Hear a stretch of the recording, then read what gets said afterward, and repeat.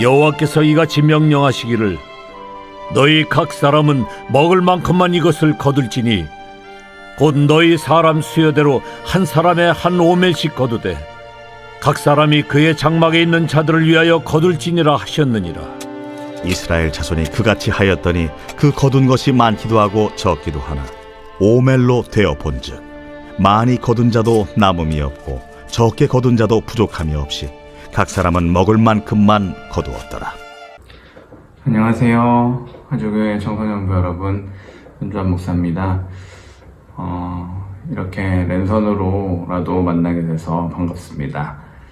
다시는 이런 날이 안 오기를 바랬고 안 올 줄 알았는데 아쉽게도 코로나19 상황이 너무 악화되고 우리가 또 여러 가지 조심해야 될 부분들이 있어서 이렇게 온라인으로 예배를 하게 되었습니다.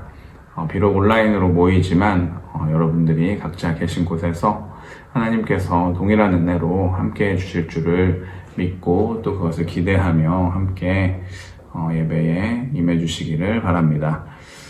원래 오늘과 다음 주 이렇게 2주간 특강을 진행하려고 했습니다.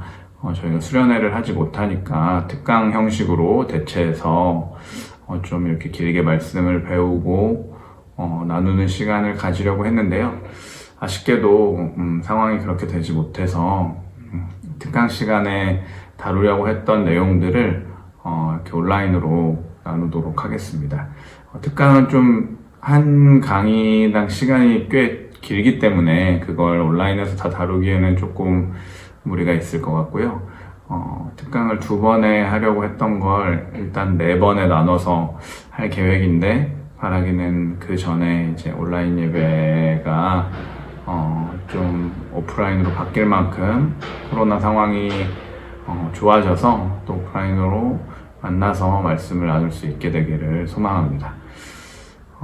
특강의 주제는 재정에 관한 내용인데요. 누구에게나 재정은 참 관심 분야이고 중요한 분야입니다. 그래서 시중에 보면 성경적 재정관 이런 주제로 해서 많은 책들이 나와 있습니다. 물론 그 책들이 다 의미가 있고 또 좋은 책들이지만 또 한편으로는 이 성경적 재정관이라는 이름으로 어떻게 하면 돈을 더 모을 것인가에 좀 집중하거나 혹은 어떻게 하면 돈을 잘 모아서 잘 관리할 것인가, 좋게 말하면 잘 관리할 것인가, 나쁘게 말하면 잘 굴릴 것인가, 이런 내용들이 주로 그런 책들에 나와 있는 것 같아서 물론 뭐 의미가 없지 않지만 또 너무 그런 내용들만 있는 게 아닌가 하는 생각을 해봤습니다. 그래서 제가 성경적 재정관에 대해서 뭐 성경 전체의 내용을 다 다루기에는 시간적으로 한계가 있지만 특징적으로 구약의 2본문, 신약의 2본문 이렇게 해서 4개의 본문을 가지고 좀 말씀을 나눠보려고 합니다. 가장 먼저 다룰 내용은 만나 이야기인데요. 오늘 우리 본문에 읽은 것처럼 출애굽기 16장에 나오는 내용입니다. 출애굽기 16장 이전에 어떤 내용이 나오냐면 이스라엘 백성들이 이집트에서 강제 노역을 하고 있었습니다. 그리고 그 강제 노역이 너무 고돼서 부르짖고 있던 중에 그 부르짖음의 소리를 들은 하나님께서 그 이스라엘 백성들을 출애굽, 이집트에서 나오도록 이렇게 해주십니다. 그리고 출애굽을 한 이후에 그들이 맞닥뜨린 상황은 광야 상황이었습니다. 광야는 말 그대로 척박한 아무것도 없는 땅, 사막이고 오아시스 이외에는 마실 것도 없고 먹을 것도 없는 그런 상황이었습니다. 그렇게 광야 생활을 시작하고 광야에 내몰려진 이스라엘 백성들이 먹을 것이 없자 불평을 하기 시작했고요. 하나님께서 그들에게 먹을 것을 제공하시기 위해서 매일매일 만나를 내려주셨습니다. 이 만나가 뭐냐라는 거에 대해서 여러 가지 이제 가설들이 있는데요. 아마도 가시 같은 것이었을 것이다. 그래서 이렇게 나무 끝에 달려있는 하얀 작은 열매였을 것이다 라고 추정을 하고요. 만나가 하늘에서 내려왔다 이런 표현도 나오지만 아마도 광야에 있는 그런 열매들이었을 것이고, 그 열매가 하나님의 은혜로 많이 열려서 그 많은 출애굽한 이스라엘 백성들이 먹을 수 있었을 것이다, 그렇게 추정을 합니다. 아무튼 이렇게 만나를 주시면서 하나님께서 어떤 원칙을 주셨느냐에 따라서 우리가 어떻게 우리에게 주어진 소유를 사용해야 되고 어떻게 운용해야 되는지에 대한 힌트를 줍니다. 왜 먼저 만나 이야기를 택했냐라고 물으신다면, 만나 이야기가 가지고 있는 아까 말씀드린 그런 의미들도 있고요. 또 이스라엘이 최초의 어떤 민족의 형태를 띈 상황이 광야 때입니다. 그 전까지는 족장 시대라고 해서 부족의 수준이었다면, 이제 애굽에서 굉장히 많은 숫자가 돼서 민족, 그리고 그 국가에 준하는 형태를 띠게 되었고, 그러다 보니까 그렇게 처음 하나님이 당신의 백성에게 당신의 이름을 알려주시고, 그런 상황에서 주어주신 어떤 재정 사용의 원칙이기 때문에 중요하다고 생각했고요. 또 한 가지 또 중요한 것은 하나님 말고는 의지할 것이 전혀 없는 광야의 상황에서 하나님은 우리가 어떻게 우리의 소유를 사용하기를 원하시는가에 대해서 또 이해할 수 있어서 이 본문이 중요하다고 생각을 했습니다. 또 세 번째로 중요한 건 뭐냐면, 이제 광야 생활이 끝나면 정착을 하게 됩니다. 그럼 정착을 하게 되면 아무래도 재산을 모으고 농경시대로 들어가면 소유를 쌓아놓는 것, 잉여재산들이 생기기 시작하죠.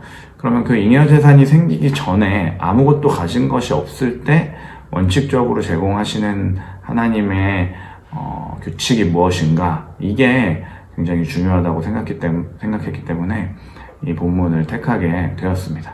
아무튼 다시 16장으로 돌아가면, 16장에서 하나님이 매일매일 만나를 내려주시고 뭐라고 말씀하셨냐면 16장 16절 이렇게 나옵니다. 주님께서는 당신들에게 명하시기를 당신들은 각자 먹을 만큼씩만 거두라고 하셨습니다.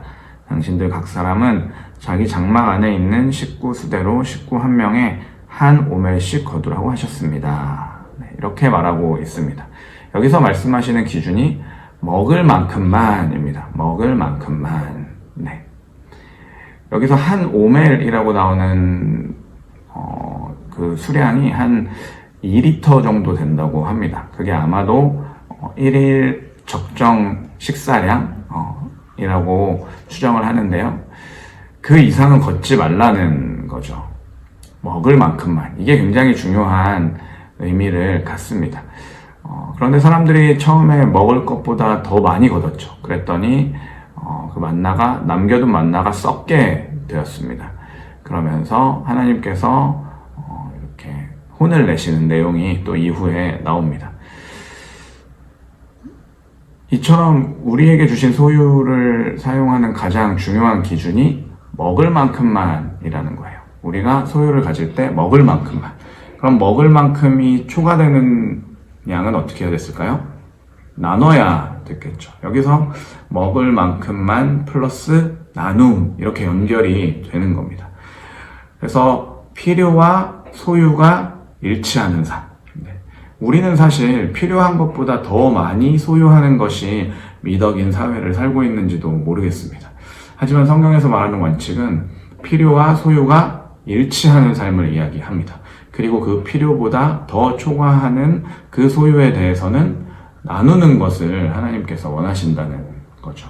아마도 그 당시에 만나를 사람들이 거뒀고, 어떤 사람들은 몸이 아파서, 어떤 사람들은 몸이 불편해서 사정이 있어서 만나를 걷지 못한 사람들이 있었을 겁니다.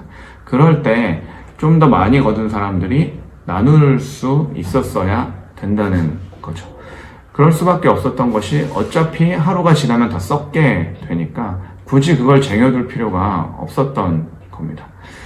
하나님께서 우리에게 허락하신 모든 소유들, 돈, 땅, 어떤 모든 재화들은 사실 모두 하나님의 소유입니다. 그런데 그걸 우리가 너무 가지려고 하면 만나를 더 많이 가지려고 했던 사람들이 마치 그 남은 만나가 썩어버렸던 것처럼 그 소유를 우리가 너무 소중하게 생각하면 그 소유는 결국 썩어버릴 것입니다. 그래서 사도 바울도 이렇게 얘기하는데요. 고린도 후서 8장 9절에 보면 여러분은 우리 주 예수 그리스도의 은혜를 알고 있습니다. 그리스도께서는 부요하나 여러분을 위해서 가난하게 되셨습니다. 그것은 그의 가난으로 여러분을 부요하게 하시려는 것입니다. 네. 여기서 자발적 가난, 예수님의 자발적 가난의 모습이 나옵니다. 예수님은 충분히 부요하실 수 있는 분이고 보좌 우편에 계신 하나님의 아들임에도 불구하고 가난한 자로서 이 땅에 내려오셨습니다. 그런데 이 사도 바울이 이 이야기를 하는 맥락이 어떤 맥락이냐면 고린도후서 8장 15절에 보면 이것은 성경에 기록하기를 많이 거둔 사람도 남지 아니하고 적게 거둔 사람도 모자라지 아니하였다 한 것과 같습니다. 네, 이 내용이 아까 다룬 만나 이야기에서 다룬 내용인데요. 만나 이야기의 그 내용을 이용해서 예수님의 가난을 이야기하시고, 그러니까 고린도 교회 사람들에게 너희가 너무 부유하려고 하지 말고 오히려 나눠라, 베풀어라, 연보를 드려라 라고 하는 맥락에서 사용을 했습니다. 이건 예수님께서 자발적으로 가난해지시는 원칙과 만나 이야기에서 말하는 먹을 만큼만 거두라는 그 내용이 연결선상에 있다는 것을 알게 됩니다. 필요와 소유의 일치. 네. 이게 참 쉽지 않은 문제죠. 여러분, 말이 쉽지. 우리가 이 자본주의 사회를 살면서 필요와 소유가 일치하는 삶이 만만치 않습니다.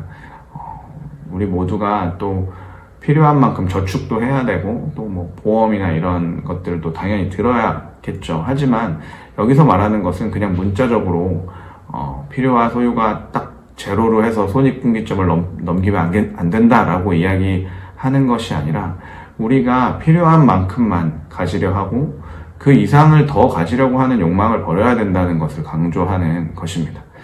그리고 그 넘는 것에 대해서는 나누려고 하는 정신이 우리에게 있어야 된다는 거죠.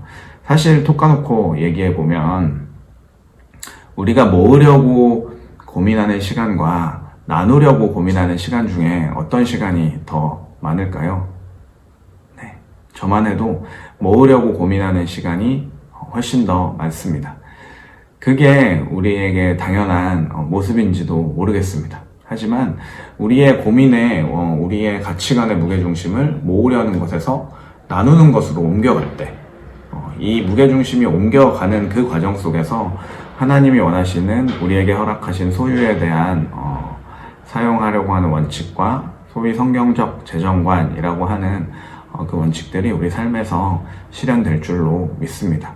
바라기는 청소년기부터 이렇게 하나님께서 우리에게 주신 소유에 대해서 필요한 만큼만 소유하고 또 그 이상의 것은 나누면서 살아가는 그런 기준을 가지고 또 그런 마음을 가지고 하나님의 뜻에 살아가기로 다짐하시는 우리 사랑하는 청소년부 친구들 되시기를 예수님의 이름으로 축복합니다.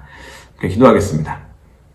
하나님 아버지 감사합니다. 하나님 우리 만나 이야기를 통해서 우리의 필요와 우리의 소유가 일치해야 함을 다시 한번 배우게 하시니 감사합니다. 하나님 우리가 모으려고 쌓으려고 고민하는 시간에 어떻게 하면 더 잘 나눌까를 고민하는 주님의 백성들 될 수 있도록 함께하여 주시옵소서.